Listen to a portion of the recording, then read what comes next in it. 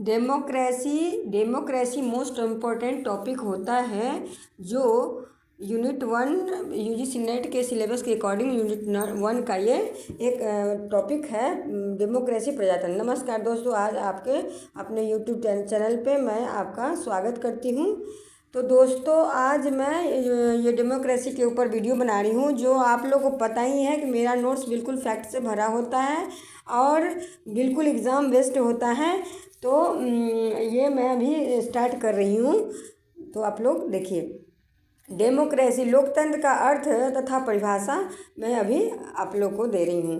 तो लोकतंत्र का अर्थ है, लोकतंत्र को अंग्रेजी में डेमोक्रेसी, जो दो शब्द यूनानी शब्दों से के योग से बना है, डिमोस और क्रेसिया। ठीक है, तो ये डेमोस और क्रेसिया के दो शब्द से बना है। इनका अर्थ होता है जनता और शासन या शक्ति। ठीक है, अतः शब्द की दृष्टि से प्रजातंत्र का अर्थ है जनशक्ति। प्रजातंत्र वह शासन है जिसमें शासन क्या होता है, जनता के हाथ में होता है। कहाँ होता है? जिसमें शासन कहाँ होता है? जनता के हाथ में होता है। ओके, उसके बाद जनता स्वयं जनता के हाथों में रहती है शासन, और जिसका प्रयोग वह प्रत्यक्ष रूप से करती है। दूसरे शब्दों में देखें तो लोकतंत्र वह शासन प्रणाली है जिसमें सत्ता पावर जनता के पास होती है और जनता अपने प्रतिनिधियों को चुनकर शासन चलाती है। ओके, तो ये आपका अर्थ हो गया। ठीक है, अब मुख्य विचार क्या है? डेमोक्रेसी जनता द्वारा शासन होता है, जनता के लिए शासन होता है और जनता का शासन होता है। ये विचार किनका है? तो ये प्रसिद्ध परिभाषा जो है वो अब्राहम लिंकन का है। अब्राहम लिंकन ने सबसे पहले ये डिफिनीशन दिया था। किसने? अब्राहम लिंकन ने। ठीक है, तो ये अब्राहम लिंकन का डिफिनीशन है। ओके, तो लोकतंत्र की परिभाषा है जिसमें अब्राहम लिंकन, फिर से मैं ऊपर तो मैं हिंदी में ये तो आप लोगों को समझाने के लिए बताई हूँ कि ये इनकी डिफिनीशन तो है ही, लेकिन रियल में आप लोग को ये समझने के लिए बहुत ही अच्छा है कि ये जो डेमोक्रेसी प्रजातंत्र लोकतंत्र का जो होता है वो जनता के द्वारा होता है, जनता के लिए होता है, जनता का शासन होता है। ठीक है, ये साधारण भाषा में आप लोग को समझाने के लिए मैं ये 3 पॉइंट में दी हूँ। और ये डेमोक्रेसी की परिभाषा जो होता है, रियल जो परिभाषा दी हैं अब्राहम लिंकन ने, वो उन्होंने दिए हैं कि government of the people, by the people, of the people, by the people और फॉर द पीपल। ओके, तो ये अब्राहम लिंकन ने इसकी परिभाषा की है। ठीक है, ये तो अब सीले के शब्दों में, सीले जो एक राइटर हैं, उन्होंने कहा सीलों के शब्दों में प्रजातंत्र वह शासन प्रणाली है। सीले ने क्या बोला कि प्रजातंत्र वह शासन प्रणाली है जिसमें हर व्यक्ति भाग लेता है। क्या होता है? जिसमें हर व्यक्ति भाग लेता है। ठीक है, अब हेरोडोटस ने क्या कहा था? हेरोडोटस के अनुसार प्रजातंत्र उस शासन का नाम है जिसमें राज्य की सर्वोच्च सत्ता संपूर्ण जनता में निवास करती है। कहाँ निवास करती है? संपूर्ण जनता में निवास करती है। ओके, अब लोकतंत्र के प्रकार। ठीक है, लोकतंत्र का प्रकार जो है इस प्रकार है। तो अभी लोकतंत्र के प्रकार में पहला क्या है? प्रत्यक्ष लोकतंत्र, उसके बाद है प्रतिनिधि लोकतंत्र। तो आगे हम लोग पढ़ते हैं, इसका डिटेलिंग देते हैं। प्रत्यक्ष लोकतंत्र में क्या है? जनता सीधे निर्णय लेती है। प्रत्यक्ष लोकतंत्र में क्या होता है कि जनता सीधे निर्णय लेती है। जैसे एग्जाम्पल क्या है? स्विट्जरलैंड। ओके, स्विट्जरलैंड में ये देखा जाता है, प्रत्यक्ष लोकतंत्र को स्विट्जरलैंड में देखा जाता है। तो मैं थोड़ा सा समझाने के लिए डिटेलिंग थोड़ा दे रही हूँ। जो देखिए, इस लोकतंत्र में, इस शासन व्यवस्था में संपूर्ण जनता स्वयं शासन का संचालन करती है। क्या करती है?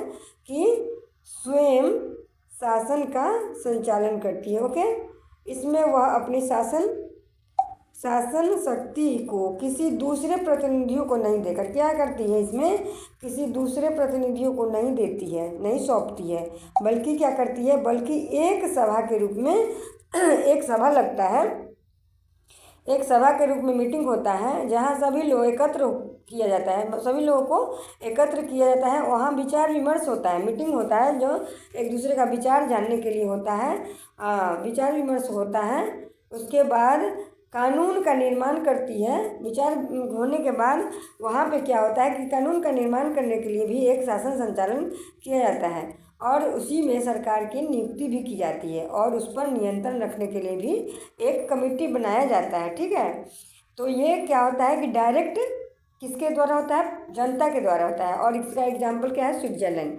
स्विट्जरलैंड में प्रत्यक्ष लोकतंत्र को देखा जाता है। ओके, अब है प्रतिनिधि लोकतंत्र। ठीक है, रिप्रेजेंटेटिव डेमोक्रेसी। ठीक है, तो इसमें क्या होता है? जब जनता अपने प्रतिनिधि को चुनती है, इसमें क्या होता है कि जनता अपने प्रतिनिधि को चुनती है। ओके, तो जनता अपने, हाँ, इसमें इसका बेस्ट एग्जांपल क्या है? इंडिया और यूनाइटेड स्टेट। तो हमारे अपने इंडिया में भी क्या होता है कि हम अप्रत्यक्ष रूप से जैसे कि वोट डालते हैं और अपने प्रतिनिधि को चुनते हैं। ठीक है, जो हम अपने प्रतिनिधि को चुनते हैं और उन्हीं को हम सरकार बनाते हैं, गवर्नमेंट बनाते हैं, जो हमारे राज्य का संचालन करे, देश का संचालन करे। ठीक है, तो ये हमारा एग्जाम्पल हो गया प्रतिनिधि लोकतंत्र का। ठीक है, रिप्रेजेंटेटिव डेमोक्रेसी का। ओके, अब है लोकतंत्र की मुख्य विशेषताएं। ओके, लोकतंत्र की मुख्य विशेषताएं इस प्रकार है। उसका है, पहला क्या है? जनता की सर्वोच्चता। दूसरा है स्वतंत्र और निष्पक्ष चुनाव। तीसरा है कानून का शासन। चौथा है मौलिक अधिकार और पांचवा बहुदलीय व्यवस्था। छठा है उत्तरदायी शासन। तो ये सब विशेषताएं हैं। ओके, ये सब क्या है? लोकतंत्र की विशेषताएं हैं। ठीक है, उसके बाद क्या है? लोकतंत्र से जुड़े कुछ महत्वपूर्ण टर्म हैं। ठीक है, लोकतंत्र से जुड़े कुछ महत्वपूर्ण टर्म में क्या है? जनता सर्वोच्च सत्ता है। जनता क्या होता है कि लोकतंत्र में जनता सर्वोच्च सत्ता होता है। सभी नागरिकों को समान राजकीय अधिकार प्रदान होता है। बहुमत का शासन होता है। सभी नागरिकों को समान राजनीतिक अधिकार मिलता है। कानून सबके लिए समान होता है। ठीक है, यहाँ क्या होता है? लोकतंत्र में कानून सबके लिए समान होता है। बहुमत का शासन होता है। अल्पसंख्यकों के अधिकार की सुरक्षा की जाती है।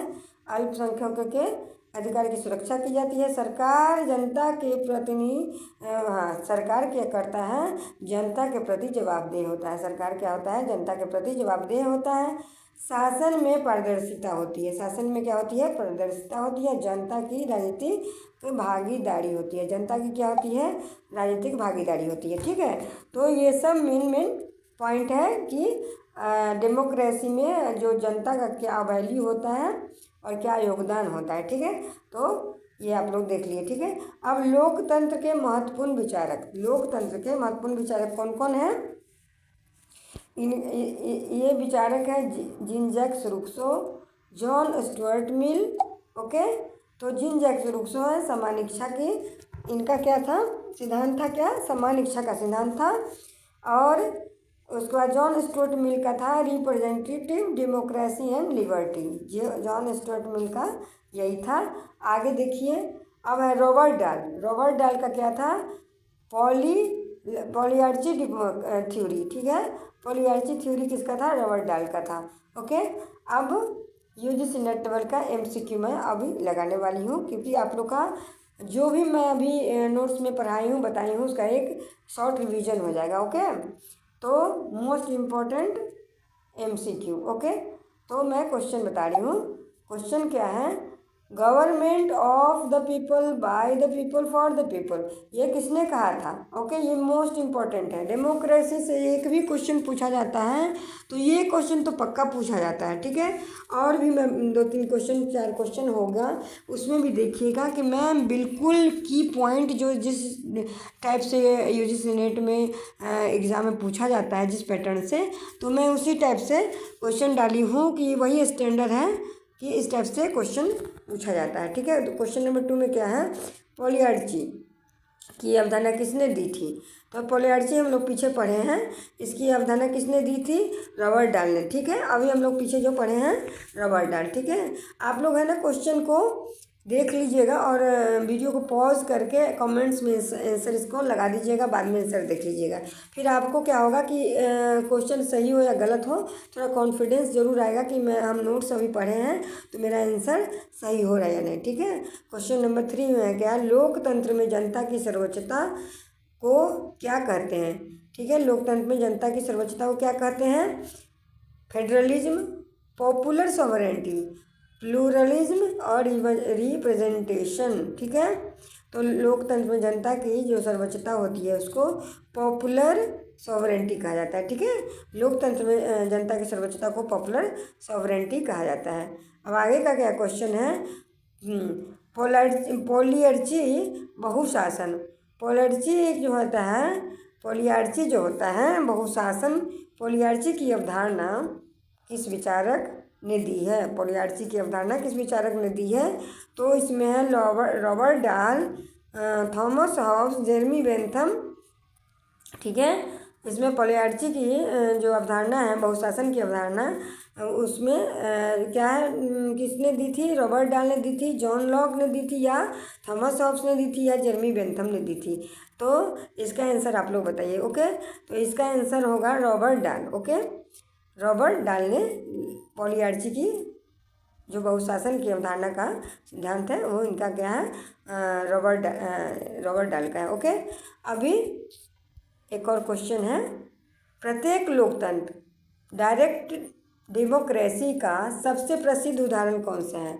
हाँ, प्रत्यक्ष लोकतंत्र का जो मैं अभी पीछे जस्ट पढ़ाई हूँ, प्रत्यक्ष लोकतंत्र का जो मेन फेमस जो डिफिनीशन है क्या है, उसका सबसे प्रसिद्ध उदाहरण क्या है, प्रसिद्ध उदाहरण क्या है, इंडिया, स्विट्जरलैंड, यूनाइटेड किंगडम और यूनाइटेड स्टेट्स। ओके, तो इसका आप लोग को पता ही होगा कि एकमात्र इसका क्या है, उदाहरण है स्विट्जरलैंड। ओके, स्विट्जरलैंड है। ओके, तो आप लोग इसको MCQ को 2 बार 3 बार वीडियो को रिवाइज रिमाइंड कर के देखिए और आंसर लगाइए और कमेंट में आंसर डालिए, फिर आंसर चेक कीजिए जिसमें डाली हूँ।